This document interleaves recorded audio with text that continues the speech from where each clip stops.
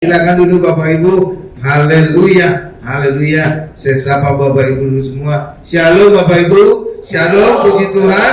Ya, saya senang berjumpa dengan saudara. Apakah saudara senang berjumpa dengan saya?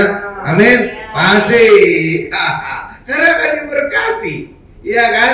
Kecuali kalau saya akan marah. Itu dia. Ya.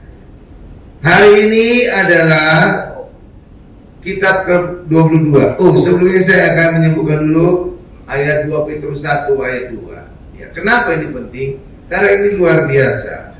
2 Petrus 1 ayat 2 berfirman, kasih karunia dan damai sejahtera akan berlimpah di dalam kehidupan kita oleh pengenalan akan Allah dan Tuhan Yesus.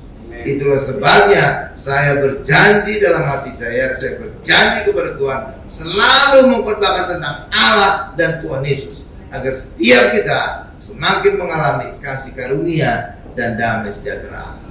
Iya, saya tidak pernah khotbah tentang perilaku manusia, etika manusia, enggak. Karena orang Kristen harusnya punya ciri hanya memberitakan tentang perbuatan-perbuatan besar dari Allah. Amin. Itu dikatakan di dalam Kisah Rasul 2 ayat 11 ketika Roh Kudus turun atas murid-murid. Jadi orang Kristen itu punya Roh Kudus, maka harusnya Roh Kudus di dalam kita mengajarkan kita untuk selalu bicara tentang perbuatan-perbuatan besar Allah. Amin. Jadi bukan perbuatan manusia, bukan. Iya. Nih, sekarang kita sudah tiba pada kitab ke-22 dari Alkitab. Dan itu adalah kitab Kidung Agung. Ya, kitab Kidung Agung. Dan judul khotbah kita adalah Mempelai Kristus. Judulnya adalah Mempelai Kristus. Apa judulnya Bapak Ibu? Mempelai Kristus. Ya. Mempelai Kristus itu disebutkan di dalam Wahyu 21 ayat 9. Bahwa kita lah mempelai-mempelainya Kristus. Ya, kalau mempelai sebelum kita dipersatukan Bapak Ibu, maka ada masa pacaran, ya kan? Biasanya gitu. Kecuali mungkin zaman dulu itu dijodohkan gitu, nggak ada masa pacaran kan? Tapi kalau sekarang zamannya, ya kita nyari sendiri, ya kita pacaran dengan calon pasangan kita, benar kan? Hal yang sama juga dengan kerohanian. Iya Bapak Ibu, makanya kita sekarang ini seakan-akan masa pacaran gitu Bapak Ibu. Itulah sebabnya sebenarnya hubungan kita dengan Tuhan itu romantis. Amin. Bukan rokok makan gratis ya Bapak Ibu, bukan. Romantis. Iya, romantis. Dan itu jelas dinyatakan di dalam kitab Kidung Agung. Cuma masalahnya karena saking romantisnya banyak pendeta risih mengkhotbahkan kitab Kidung Agung. Iya, risih. Kenapa? Ya karena kesan itu kayak playboy gitu. Rayuan-rayuan ya Pulau Kelapa gitu ya. Iya, banyak rayuan-rayuannya. Padahal ini sebenarnya firman Tuhan yang menggambarkan bagaimana hubungan kita dengan Tuhan. Jadi mesra, intim. Kan banyak kan istilah kan disebutkan hubungan kita intim. Lah iya, intim itu terlihat dalam kitab Kidung Agung. Coba kita baca dulu Wahyu 21 ayat 9 bahwa kita mempelai Kristus. Setelah itu nanti kita masuk ke dalam kitab Kidung Agung. Wahyu 21 ayat 9, ini saya bacakan ya. Wahyu 21 ayat 9. Maka datanglah seorang dari ketujuh malaikat yang memegang ketujuh cawan yang penuh dengan ketujuh malapetaka terakhir itu. Lalu ia berkata kepadaku, ini siapa? Rasul Yohanes. Katanya, marilah ke sini, aku akan menunjukkan kepadamu pengantin perempuan mempelai anak domba. Dan itulah kita orang Kristen. Kemarin hari Jumat itu tentang singkapan Bukit Tengkorak gitu kan, atau Bukit Golgota. Itu saya sudah jelaskan juga kenapa Yesus mendapatkan kita sebagai mempelai Kristus Bapak Ibu. Ya, saya sudah jelaskan. Kalau ingin saudara tahu penjelasannya, lihat saja khotbah saya sebelum khotbah ini. Ya, lihat di YouTube. Ya, nanti saudara bisa lihat di YouTube ya. Oke. Jadi kitab Kidung Agung adalah dialog antara mempelai laki-laki dan mempelai wanita. Gambaran dialog antara Tuhan Yesus dengan orang Kristen. Itu Bapak Ibu. Iya, jadi Tuhan Yesus itu sebenarnya mesra Bapak Ibu. Iya, romantis. Iya, cuma nggak tahu gimana ya gambar orang Kristen itu Tuhan itu kayak kaku gitu ya, tegas gitu ya, nggak ada romantisnya. Padahal enggak Bapak Ibu. Iya, ini romantis ini. Iya, jadi luar biasa sekali. Siapa yang menulis kitab Kidung Agung? Itu adalah Raja Salomo. Ya, dan ini juga menunjukkan Salomo itu orangnya romantis. Nah, pastilah romantis. Kenapa? Istrinya aja 700, bundingnya 300. Kalau nggak romantis gimana bisa? Perempuan demikian banyak perempuan, ya kan? Iya. Dengan satu istri aja kita harus romantis. Apalagi ini 1000. 1000 loh Bapak Ibu. Totalnya kan 700, istrinya 300 gundik. Ya sama lah itu. Jadi totalnya 1000. Ya kan? Nah, tetapi ada hal yang akan kita singkapkan luar biasa. Ya, awalnya saudara tahu, sebenarnya bukan orang Kristen yang mempelai Kristus. Iya Bapak Ibu. Sebenarnya bukan orang Kristen. Lalu siapa Pak? Nih, kita lihat ya, kitab Kidung Agung. Di situ akan disingkapkan bahwa sebenarnya awalnya mempelai Kristus itu adalah orang Israel, bukan orang Kristen. Iya Pak. Mana Pak ayatnya? Ini kita lihat, Kidung Agung 1 ayat 5. Luar biasa. Tapi kenapa bisa berubah? Karena orang Israel menolak Yesus. Sampai sekarang Bapak Ibu, sampai sekarang. Itulah sebabnya di Israel sana orang Kristen itu minoritas. Cuma nggak tahu gimana di Indonesia ini berpikiran orang Israel itu Kristen semua. Padahal enggak. Justru kita itu minoritas. Iya Bapak Ibu. Dan ada lagi yang satu luar biasa. Ya, berpikiran bahwa orang Palestina itu agama seberang semua. Enggak. Justru orang Palestina justru lebih banyak orang Kristen ya. Iya. Dan ada lagi satu hal yang luar biasa. Tempat-tempat suci orang Kristen justru banyaknya di daerah Palestina. Nazaret contoh, Bethlehem contoh. Ya, iya Bapak Ibu, itu daerah Palestina tuh. Orang banyak nggak tahu kan? Iya, daerah Palestina. Iya. Ya, nah jadi gitu. Ya kita kalau Sepan Batu banyak singkapan. Jadi saudara mungkin gitu tuh Pak. Gitu. Jadi saudara kalau ngikut khotbah saya pasti ngomongin gitu. Gitu baru tahu Pak. Iya, karena disingkap. Coba kita lihat Kidung Agung 1 ayat 5. Memang hitam aku. Wah, tapi hitam manis. Itu tambah-tambahan saya.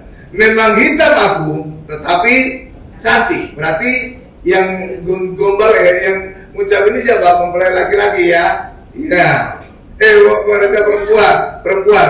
Memang hitam aku tetapi cantik. Berarti yang ngomong ini mempelai perempuan. Hai putri-putri Yerusalem, seperti jadi awalnya putri-putri Yerusalem Bapak. Setelah itu putri-putri Yerusalem itu gambaran tentang orang Israel.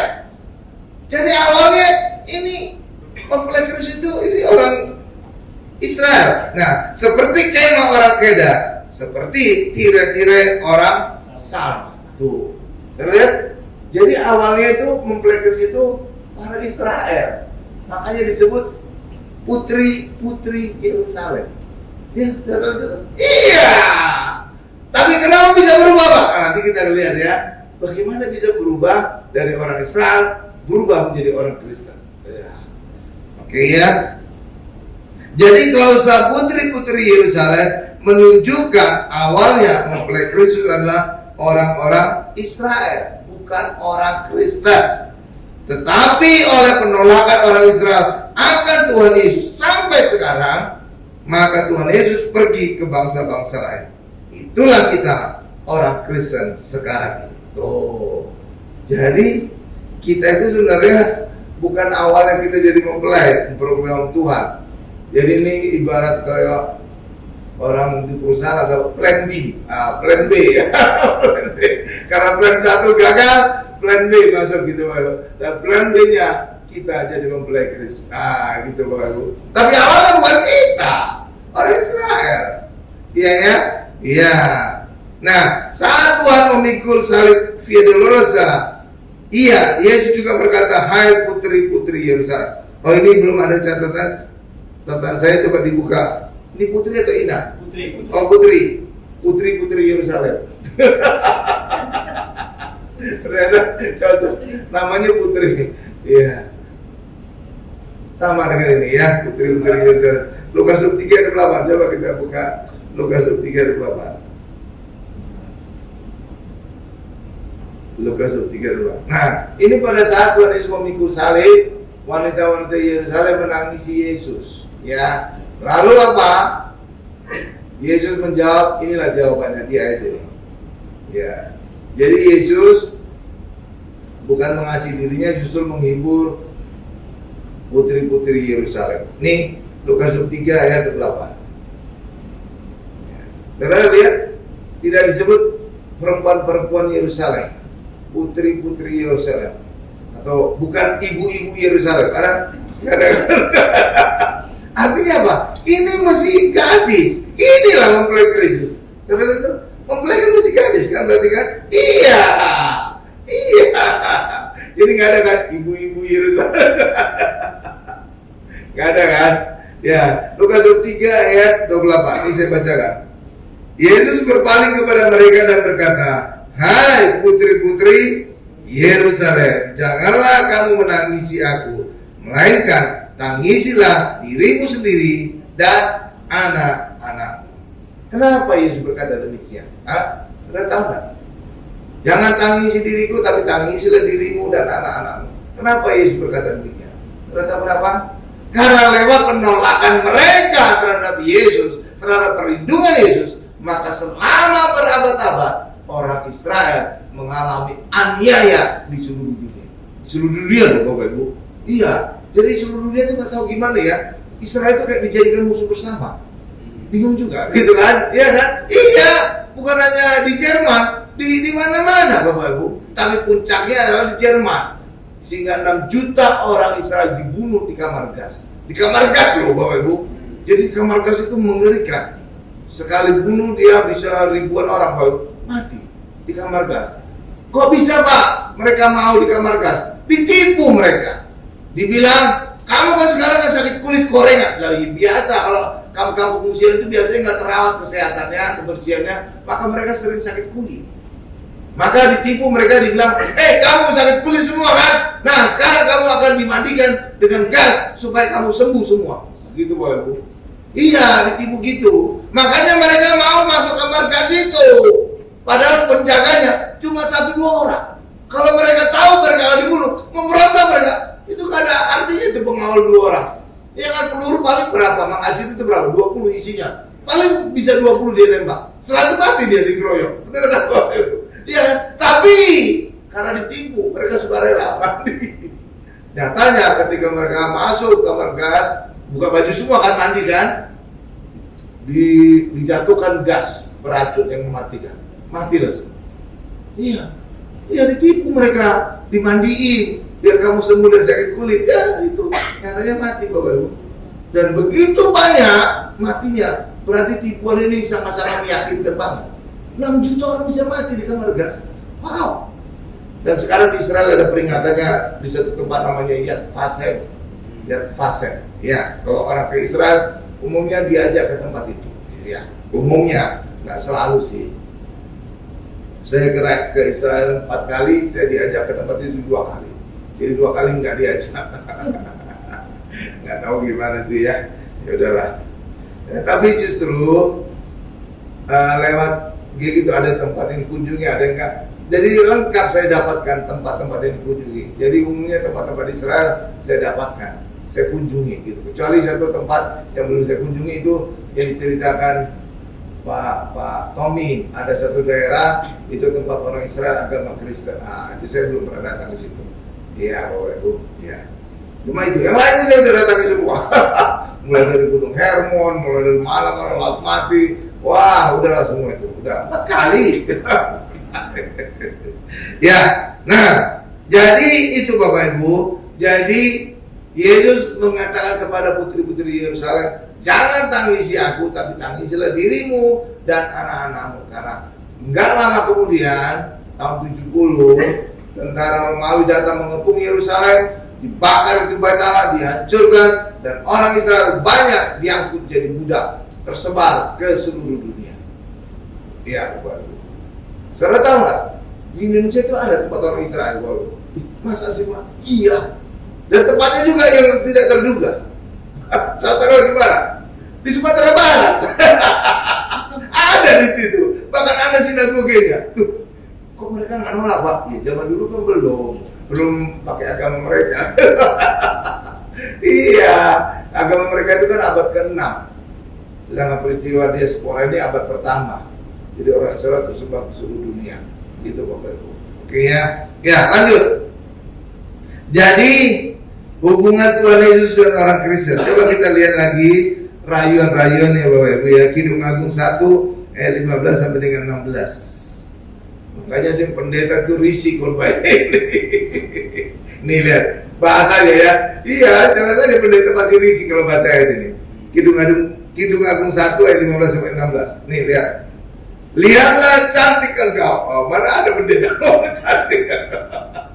Lihatlah cantik kau, manisku. Oh, manisku lagi. Sungguh cantik engkau, bagaikan merpati matamu tuh.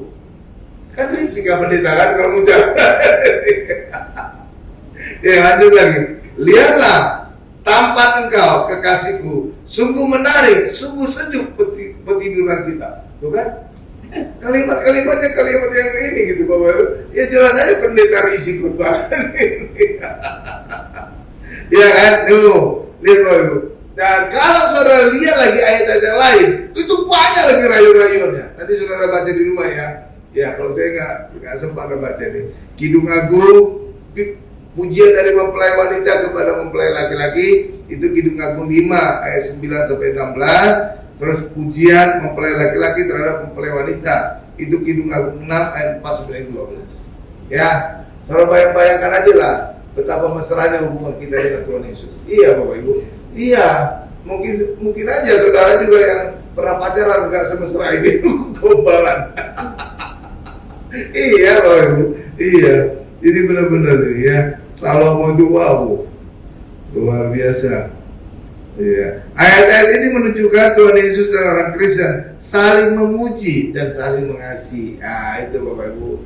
Jadi saudara jangan anti terhadap kita Kidung Agung. Inilah Tuhan kita, romantis sekali terhadap kita, mempelai-mempelainya. Amin, Bapak Ibu.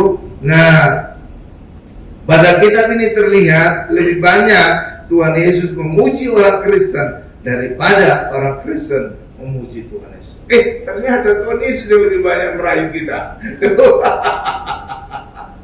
Ya kan, baru tahu kan, saudara kan? Iya, seringkali kan orang Kristen kan dia merasa lebih banyak memuji Tuhan lewat pujian penyembahan. Ya kan, kayak kita lah, PW aja, presiden worship kita udah 9, udah sampai 9 udah 9 kali gitu Bapak. Iya kan, kita pikir kita lebih banyak kan memuji Tuhan kan? Enggak, ternyata Tuhan lebih banyak memuji kita. Tuh. Iya kan? Ya, jadi saudara terbuka mata saudara. Oh, ternyata Tuhan itu merayu kita lebih dahsyat lagi dibandingkan kita memuji muliakan Tuhan. Tuh, luar biasa kan? Iyalah. Nah, hubungan suami istri juga digambarkan seperti hubungan Tuhan dengan jemaat. Nah, gitu Bapak Ibu. Jadi terlihat sekali penerapannya bagaimana hubungan kita dengan Tuhan sebagai mempelai Kristus itu terlihat di dalam hubungan suami dan istri. Iya Bapak Ibu. Iya, dan itu terlihat di dalam Efesus 5 ayat 22 sampai 23 itu untuk istri. Ini saya bacakan.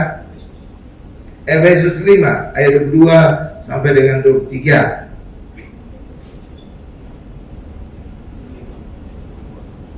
Iya, 22 sampai 23. Nih saya bacakan. Jadi ini untuk istri. Hai istri, ada istri sini? Ibu, sama ibu gembala ya. Hai istri ya. Tanduklah, oh bukan. Tunduklah kepada suamimu seperti kepada Tuhan. Ya, beda-beda tipis tanduk dengan tunduk ya.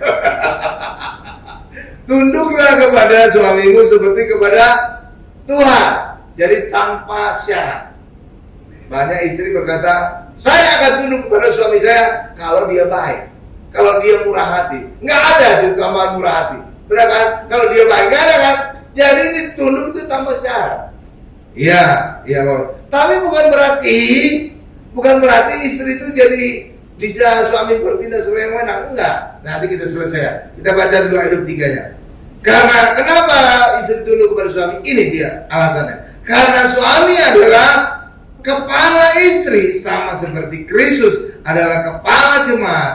Dialah yang menyelamatkan tubuh. Jadi suami yang menyelamatkan istri. Tapi nggak selalu. Nggak selalu Bapak Ibu. Ya, nggak selalu. Apa Pak buktinya? Oh iya, ada buktinya, ada 2 pendeta besar. Kedua-duanya sudah meninggal. Ya, jadi disebut-sebut sedikit nggak apa-apa lah. Ya. Pertama adalah gembala besar, gereja besar, mungkin terbesar di Indonesia atau di Jakarta. Itu yang pertama kali bertobat adalah ibunya, istrinya. Istrinya buat bersuka doa dulu. Suaminya masih ngintip-ngintip. Apa yang dilakukan istri saya? Ternyata perbuatan doanya bagus, bertumbuhnya, banyak jemaatnya. Lalu kemudian salah seorang pengurus atau ketua dari Sinode GBI datang. Udah, Pak, jadikan gereja aja di bawah Sinode kita. Bapak jadi gembalanya. Semula nggak mau, tapi akhirnya ada satu peristiwa, akhirnya mau. Ya, anaknya rupanya ada kelainan dan anaknya itu harus dioperasi. Tapi si bapak ini, si calon gembala ini berkata, kalau anakku sembuh secara mujizat, aku akan mau jadi gembala. Bener, anaknya sembuh tanpa dioperasi secara mujizat. Akhirnya beliau jadi gembala. Iya. Tapi yang awal ya istrinya. Ya bukan. Jadi istrinya yang mendoakan suaminya, Bapak Ibu. Iya, suaminya. Akhirnya yaitu suami jadi pendeta, bahkan gembala gereja terbesar di Indonesia. Saudara cari aja sendiri. Saya mantan dari sana dulu. Iya, ya. Dan kedua, pendeta juga di gereja itu juga aktor laga, karateka, gitu Bapak Ibu. Ya, saudara cari aja sendiri. Karateka, aktor laga, lu terkenal. Itu juga gitu, didoakan istrinya bertalu-talu. Istrinya duluan jadi pengurus gereja. Ya, akhirnya apa? Suaminya bertobat. Bukan hanya bertobat, bahkan jadi pendeta. Luar biasa kan? Jadi nggak selamanya suami yang menyelamatkan istri, tapi bisa jadi kondisinya terbalik, istri yang menyelamatkan suami. Makanya suami istri nggak boleh dua-duanya berdosa. Ya, jadi harus ada salah satu yang bisa menguduskan pasangannya. Makanya ayat ada berkata, suami menguduskan istri atau sebaliknya, istri menguduskan suami. Itu. Jadi jangan amblas dua-duanya. Kalau Adam dan Hawa itu amblas. Ya, Hawa makan buah, Adam diajak, makan gitu. Kalau seandainya Adam saat itu menolak pemberian buah dari Hawa, maka tidak ada manusia yang dosa. Kenapa? Hawa dikuduskan oleh Adam. Gitu Bapak Ibu. Paham? Tapi ketika dua-duanya makan buah, ya udah amblas. Gak ada lagi yang bisa kuduskan. Maka jatuhlah manusia dalam dosa. Paham Bapak Ibu ya? Karena itulah suami istri harus salah satu bisa menjadi tiang doa bagi keluarga. Oke, kenapa? Dia bisa menguruskan keluarganya, terutama pasangannya. Oke Bapak Ibu ya. Oke, lanjut. Nah sekarang untuk suami. Jadi istri tadi harus tunduk kepada suami, tapi bukan berarti suami bisa semena-mena. Kenapa? Ayat Efesus 5 dulu yang mengunci. Coba kita lihat. Hai suami. Nah, sekarang suami. Ada suami di sini? Ada. Minimal Pak Karem. Atau adik saya. Hai suami, kasihilah istrimu sebagaimana Kristus telah mengasihi jemaat dan telah menyerahkan dirinya baginya. Artinya apa sini? Ayat 26 terakhir. Untuk menguduskannya sesudah ia menyucikannya dengan memandikannya dengan air dan firman. Jadi suami harus mengasihi istri. Dan bagaimana Kristus mengasihi jemaat? Siap mati. Artinya suami mengasihi istri harus siap mati. Bukan hanya sekedar berkorban, perasaan siap mati. Gitu, Bapak Ibu. Jadi nggak bisa suami KDRT kepada istri, nggak bisa suami menindas istri, nggak bisa. Kenapa? Karena suami juga harus mengasihi istri yang siap korban. Iya, jadi imbang gitu. Jadi istri tunduk kepada suami, suami siap korban bagi istrinya, tuh kan? Jadi imbang kan? Iya, harusnya kalau demikian ideal menjadi rumah tangga. Kalau di dalam Tuhan ya. Tapi juga ada syaratnya. Saya lihat apa syarat di sini? Hah? Istri tunduk kepada suami mengacu kepada Tuhan, seperti kepada Tuhan. Satu. Suami mengasihi istri mengacu kepada Kristus. Artinya apa? Suami istri harus punya iman Tuhan yang sama. Makanya tidak boleh suami istri beda agama. Itu Bapak Ibu, saudara itu ya, itu satu. Jadi Tuhannya harus sama. Jadi nggak boleh saudara dengan tetangga sebelah, nggak boleh. Oke, nanti nggak bisa kita bersikap yang benar, benar kan? Karena istri tunduk kepada suami seperti kepada Tuhan. Jadi acuannya Tuhan, suami mengasihi istri seperti Kristus mengasihi jemaat. Jadi acuannya Kristus sama Tuhannya, ya kan? Makanya orang Kristen harus satu iman, nggak boleh beda. Oke, karena kalau berbeda itu gelap dan terang, tidak mungkin bersatu. Oke, Bapak Ibu ya. Iya. Yang kedua,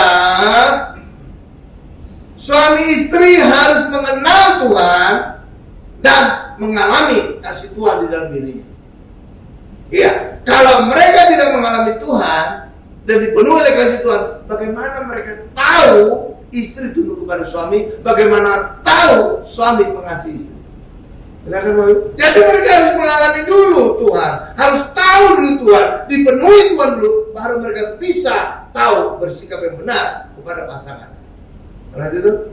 Kalau hanya sekedar Kristen, banyak Kristen KTP, Bapak Ibu. Ya kan? Banyak. Kalau Kristen KTP nggak tahu bagaimana sikap. Iya, iya kan, istri kalau saya nggak tahu. Tunduk itu sejauh apa tunduknya, gitu kan? Dipertanyakan lebih kali suami mengasihi istri sejauh apa? Terus itu bagaimana mengasihi jemaat? Nggak tahu. Karena mereka nggak kenal Yesus. Makanya suami istri harus pertama harus seiman. Yang kedua harus tahu dan mengalami Yesus dalam hidup mereka. Barulah mereka bisa bersikap yang benar bagi pasangan. Paham Bapak Ibu? Tuh, itu. Kalau enggak, mana mereka tahu gimana?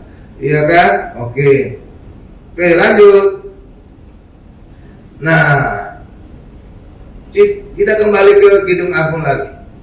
Ternyata mempelai laki-lakinya meninggalkan mempelai wanita. Iya Bapak Ibu. Coba kita baca ya. Ya, ini kisah sedih nih Bapak Ibu. Dan inilah gambaran bagaimana Tuhan Yesus juga meninggalkan orang Israel. Ya, coba kita lihat Kidung Agung 5 ayat 5 sampai 6. Haleluya. Nih saya bacakan ya Kidung Agung 5 ayat 5 sampai 6. Aku bangun. Siapa itu aku itu? Mempelai perempuan. Oh, mempelai perempuan. Iya, aku bangun untuk membuka pintu bagi kekasihku. Tanganku bertetesan cairan mur jari-jariku pada pegangan kancing pintu. Ayat 6. Kekasihku kubukakan pintu, tetapi kekasihku sudah pergi lenyap. Seperti pingsan aku ketika ia menghilang. Ku cari dia, tetapi tak kutemui. Ku panggil, tetapi tak disahutnya. Jadi mempelai laki-laki pergi. Dan inilah gambaran mempelai laki-laki dan itulah Tuhan Yesus pergi meninggalkan orang Israel. Itu. Jadi ini seperti nubuatan juga Bapak Ibu, bahwa suatu saat ini kan peristiwa Salomo ini kan ribuan tahun sebelum Tuhan Yesus, ya Bapak Ibu ya. Jadi sudah dinubuatkan suatu ketika Tuhan Yesus pergi meninggalkan orang Israel. Ini Bapak Ibu. Iya. Jadi luar biasa nih. Iya kan? Kenapa Tuhan Yesus meninggalkan orang Israel? Karena Tuhan Yesus ditolak oleh orang Israel. Jadi bukan kemauan Yesus, tapi karena Yesus ditolak. Bagaimana penolakannya? Kita lihat Lukas 13 ayat 34. Sampai Tuhan Yesus menangisi penolakan orang Israel terhadap Tuhan Yesus. Iya, Bapak. Dan saudara tahu, tempat di mana Tuhan Yesus menangisi orang Israel, di situ telah berdiri sebuah gereja besar yang bernama Dominus Fleti. Artinya dalam bahasa Latin adalah Tuhan menangis. Biasanya juga kalau orang ke Israel diajak ke gereja ini, ibadah di gereja ini. Saya pernah ke Israel 4 kali, cuma sekali ya ikut ibadah. 3 kalinya nggak ibadah. Tapi ini tempat ini pasti dikunjungi. Kenapa? Karena bisa melihat kota Yerusalem secara bagus, secara lengkap gitu Bapak Ibu. Iya, kelihatan banget. Iya, oke ya. Coba kita lihat Lukas 13 ayat 34 nih. Inilah Tuhan Yesus menangisi orang Israel. Yerusalem, Yerusalem, engkau yang membunuh nabi-nabi dan melempari dengan batu orang-orang yang diutus kepadamu. Tuh lihat Bapak Ibu. Jadi umumnya hukuman mati di Israel apa? Dilempari batu atau dirajam batu. Tapi kenapa Tuhan Yesus matinya disalib? Nah, kan ada keanehan kan? Ingin tahu kenapa keanehannya? Datang hari Jumat jam 4. Itu disingkapkan tentang rahasia salib Yesus. Ya. Karena umumnya orang itu di Israel dihukum mati dengan dilempari batu. Iya, bahkan juga tetangga sebelah juga ada ritual melempari batu kan? Ya kan? Iya, mereka konsepnya apa? Melempari setan, melempari dosa, gitu loh Bapak Ibu. Iya, jadi sama Israel dengan orang sebelah, gitu Bapak. Iya. Oke, lanjut. Mana tadi? Dengan batu dan melempari dengan batu orang-orang yang diutus kepadamu. Berkali-kali aku rindu mengumpulkan anak-anakmu, sama seperti induk ayah mengumpulkan anak-anaknya di bawah sayapnya, tetapi kamu tidak mau. Jadi orang Israel tidak mau, orang Israel menolak. Oke Bapak Ibu, makanya Tuhan Yesus pergi meninggalkan mereka, ditolak. Akhirnya pergi kepada mana? Bangsa-bangsa lain, dan itu termasuk juga kepada kita. Ya, saudara lihat itu Pak. Iya. Jadi awalnya mempelai Kristus itu siapa? Orang Israel. Iya. Tapi lewat penolakan mereka, maka Tuhan Yesus pergi kepada bangsa-bangsa lain. Dan sekarang itu adalah orang Kristen. Maka sekarang mempelai Kristus adalah orang Kristen, bukan lagi orang Israel. Awalnya orang Israel, malah Tuhan Yesus menyebut putri-putri Yerusalem kan? Iya, iya kan? Iya, itu buktinya. Lanjut lagi, bagaimana ceritanya Tuhan Yesus bisa meninggalkan orang Israel? Coba kita lihat Roma 11 ayat 11 deh. Tiba-tiba saya tergerak untuk baca ayat ini. Ini juga menjadi satu lagi ayat, kita akan tutup ya. Roma 11 ayat 11 ini saya bacakan. Maka aku bertanya, ini siapa nih? Rasul Paulus. Maka Rasul Paulus bertanya, adakah mereka tersandung dan harus jatuh? Sekali-kali tidak, tetapi oleh pelanggaran mereka keselamatan telah sampai kepada bangsa-bangsa lain supaya membuat mereka sembuh. Iya. Kok bisa orang Israel cemburu? Saudara tahu? Gimana membuat orang Israel cemburu? Gimana Bapak? Orang Israel itu mata duitan. Iya Bapak, benar. Orang Israel itu selalu ngomongin duit. Tapi mereka juga sukses. Makanya orang-orang terkaya di dunia itu banyak kan orang Yahudi. Iya. Coba saudara sebut siapa aja? Iya, itu banyak orang Yahudi Bapak. Benar. Mereka juga penemu hebat. Sehingga hadiah Nobel paling banyak itu orang Yahudi, benar. Mereka. Jadi bagaimana cara membuat mereka cemburu? Bangsa yang mata duitan ini, tunjukkan kita lebih diberkati. Nah, gitu. Dan itu terlihat ketika orang Kristen seluruh dunia datang ke Israel. Wih, ternyata orang-orang Kristen kaya-kaya bisa datang ke Israel. Iya, mereka jadi orang Kristen di seluruh dunia. Kok bisa hebat ya, kok bisa diberkati ya. Mereka bisa datang ke Israel jalan-jalan gitu Bapak Ibu, belanja-belanja. Kita nggak kemana-mana gitu Bapak. Iya, itu mereka membuat mereka cemburu. Wih, ternyata orang Kristen diberkati. Harusnya kita diberkati. Kita kan umat pilihan Tuhan gitu Bapak Ibu. Iya, itu yang membuat mereka cemburu. Bukan kita harus wani kemana. Nggak ada artinya bagi mereka. Kan aneh, pokoknya kalau tunjukin duit, itu mereka baru, oh gitu ya, gitu Pak Ibu. Iya, makanya kalau orang Israel, orang Kristen ke Israel, jangan tawar-tawar ya Bapak Ibu ya. Pokoknya kesannya aja orang kaya gitu. Beli barang gak usah nawar. Iya ya, lumayan semakin membuat mereka cemburu. Karena mereka itu hanya cemburu kalau kita lebih kaya dari mereka gitu. Iya, jangan selalu bicara rohani kepada orang Israel, nggak akan masuk itu mereka. Tapi bahasa rohaninya mereka adalah duit. Tunjukkan kita lebih kaya dari mereka, gitu. Iya, jadi mereka jadi cemburu. Ih, ternyata orang Kristen lebih diberkati daripada kita. Padahal kita kan bangsa pilihan, gitu Bapak Ibu. Itu yang membuat mereka cemburu. Oke, jangan ngomong hal-hal rohani, nggak masuk itu mereka. Iya. Jadi akhirnya lewat penolakan orang Israel terhadap Yesus, maka Yesus pergi meninggalkan orang Israel. Ya Bapak Ibu ya, Tuhan Yesus. Tetapi Tuhan Yesus memang benar meninggalkan orang Israel. Tetapi pada akhir zaman Tuhan Yesus akan kembali ke Israel. Untuk apa? Menyelamatkan orang Israel. Kenapa pada akhir zaman kita Wahyu berkata banyak bangsa akan mengepung Israel. Iya. Jadi nggak tahu gimana itu Bapak Ibu. Jadi orang Israel itu kayak musuh bersama. Iya. Mengepung orang Israel. Iya Bapak Ibu. Sekarang aja udah kelihatan tanda-tandanya kan. Iya kan. Sekarang juga masalah seperti perang di Gaza. Salah tahu siapa yang mulai?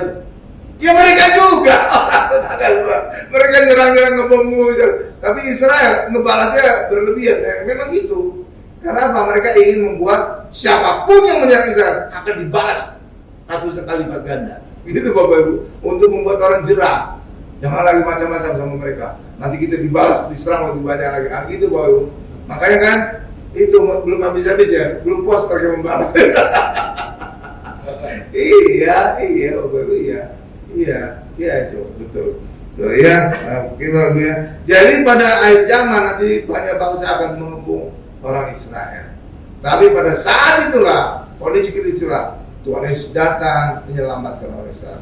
Bukan hanya Tuhan Yesus datang, kita juga datang bersama-sama dengan Tuhan Yesus. Artinya sebelumnya kita mengalami pengangkatan. Iya, coba saudara baca kita lagi deh. Tuhan Yesus turun bersama-sama dengan orang-orang kudusnya. Siapa itu orang kudus? Orang Kristen yang dikuduskan oleh darah Yesus. Iya, itu ada rahasianya itu. Banyak orang gak lihat. Iya kan? Orang kudus itu yang dikuduskan oleh darah Yesus. Siapa yang dikuduskan oleh darah Yesus? Yang percaya kepada Yesus. Siapa itu? Orang Kristen. Iya dong. Jadi kita gak mungkin kudus oleh perbuatan baik kita. Gak mungkin. Karena apa? Kitab Yesaya 64 ayat 6 jelas berkata, kesalehanmu, kekudusanmu seperti kain kotor. Benar, ada ayatnya. Iya. Bahkan terjemahan Alkitab sekarang seperti kain kotor haid wanita. Jelas, itu lebih spesifik lagi. Iya. Jadi zaman dulu nggak ada kayak kita sekarang zaman modern, ya kan? Pakai softtek atau kapas gitu ya. Kalau dulu pakai kain. Pakai kain. Jadi wanita itu pakai kain. Iya Bapak, iya makanya itu kain kotor. Iya gitu ya Bapak ya. Ya kalau sekarang kan disposal, sekali pakai buang, nggak pakai buang. Kalau dulu enggak. Zaman dulu. Oke ya. Lanjut lagi. Nah inilah ayat terakhir kita bahwa pada akhir zaman Tuhan Yesus akan kembali dan orang Israel berkata, diberkatilah dia yang datang dalam nama Tuhan. Matius 3 ayat 39 ini menjadi ayat terakhir. Haleluya. Matius 3 ayat 39. Saudara lihat, walaupun saya khotbah berurutan setiap kita kalau kita saudara lihat, ujungnya kesimpulannya Tuhan Yesus bisa aja ya. Iya kan? Padahal ini kan kayaknya kesannya jauh gitu ya. Enggak. Tuhan Yesus itu adalah benang merah dari Kejadian sampai Wahyu. Karena itu kita bisa berbakat Tuhan Yesus. Ya, oke? Ya, nggak harus kita pinjil, enggak. Matius 3 ayat 39 nih saya bacakan. Dan aku, guru besar berarti Allah atau Tuhan Yesus, aku berkata kepadamu, mulai sekarang kamu tidak akan melihat aku lagi. Kenapa? Karena orang Israel telah menolak Yesus. Hingga kamu berkata, diberkatilah dia yang datang dalam nama Jadi pada akhir zaman, pada kondisi kritis, pada saat orang Israel dikepung oleh banyak bangsa, akan dibinasakan. Pada saat itulah Tuhan Yesus turun dari langit, dari surga, bersama-sama dengan kita untuk membantu orang Israel selamat dari serangan banyak bangsa. Amin Bapak Ibu. Amin. Kesimpulannya, para Kristen adalah mempelai Kristus. Kitab Kidung Agung menggambarkan hubungan ini seperti sepasang kekasih. Amin. Kita tundukkan kepala kita.